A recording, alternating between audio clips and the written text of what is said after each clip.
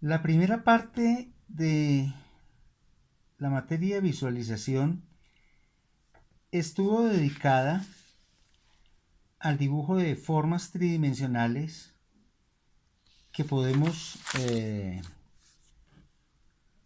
conseguir y dominar mediante la memoria, ¿sí? Y nos va a permitir, digamos, crear modelos que tienen tridimensionalidad a pesar de que trabajamos en un espacio que solamente tiene dos. Como elementos importantes vimos aquí la importancia de los valores de línea, que son los que van a permitirnos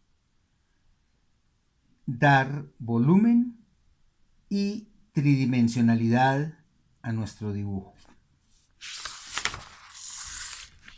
El objetivo pues es que seamos capaces de representar de manera tridimensional cualquier modelo imaginario. En esta nueva parte del programa nos vamos a dedicar al dibujo perceptivo, es decir, a dibujar aquellas cosas que podemos ver, a representar aquellas figuras, ¿sí?, que se presentan ante nosotros en la realidad, de manera que sea lógica, que sea creíble y que nos permita gozar de estabilidad para comunicar nuestras ideas o también aquellas cosas que hemos visto. De un modo distinto a la fotografía, puesto que la mano siempre deja la huella de la subjetividad. Vaya usted a saber si la cámara del celular también, pero bueno, es un motivo para meditar. El siguiente apartado entonces de dibujo perceptivo, lo que vamos a tener en cuenta es lo siguiente. Vamos a trabajar con el método de Beatty Edwards, según el cual, sí, la premisa básica de ese método es que los seres humanos tenemos dos hemisferios cerebrales y cada uno de ellos es una unidad de procesamiento de la percepción que es complementario con el otro. Pero cada uno de ellos tiene habilidades diferentes, ¿sí? El hemisferio izquierdo ha llegado a ser un dominante de acuerdo a la cultura, es decir, nosotros manejamos nuestras relaciones con los demás, la realidad, el conocimiento, etcétera, lo manejamos mediante las facultades de la razón y del lenguaje. Ese es el funcionamiento privilegiado del hemisferio izquierdo, que es simbólico y es verbal.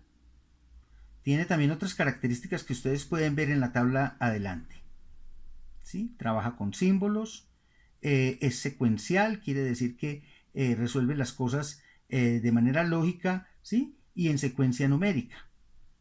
Bueno, el hemisferio derecho es distinto. Para empezar, no es verbal. Y si el otro es dominante, este, pues, de alguna manera es el que cede al segundo lugar. Pero tiene unas capacidades muy interesantes porque es que todo lo que es visual y espacial es competencia del hemisferio derecho. Así pues que las tareas de manejar una bicicleta o un auto, abrir una puerta, es decir, todo lo que implique desplazamientos, movimientos, cálculos de velocidad en el espacio, ¿sí?, todo esto tiene que ver con el hemisferio derecho, visual y espacial.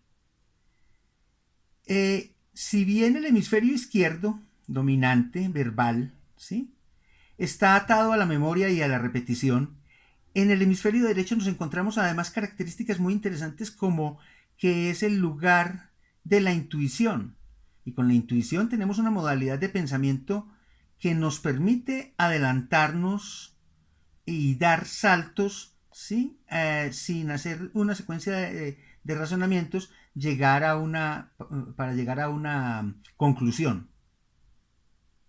Es decir, el hemisferio derecho a veces nos ahorra pasos. La sede de la creatividad también está en el hemisferio derecho. Digamos que ahí tenemos un montón de elementos que nos hacen apetecible como creadores, como artistas, como diseñadores, ¿sí? Que nos hace necesario, que nos hace importante cultivar las facultades del hemisferio derecho, ¿sí? Bueno, pero para lo que viene al caso, ¿esto qué implica con respecto al dibujo? Betty Edwards nos dice lo siguiente. Y la experiencia de clase nos lo demuestra también, ¿sí?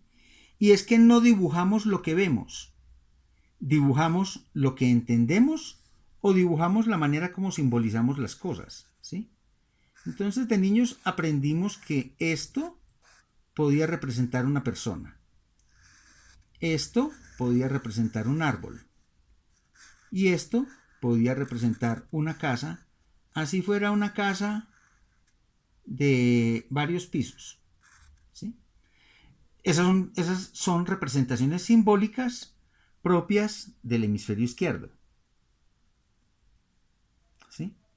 Si nosotros trabajamos con el hemisferio derecho, lo que vamos a dibujar directamente es lo que vemos, pero esto exige cierto tipo de adiestramiento, ¿sí? No viene incluido, hay que trabajar en ello para conseguirlo. La noticia buena es que no es difícil, simplemente que hay que hacer cierto tipo de ejercicios y no querer brincarse los pasos, porque pues entonces uno no lo va a conseguir.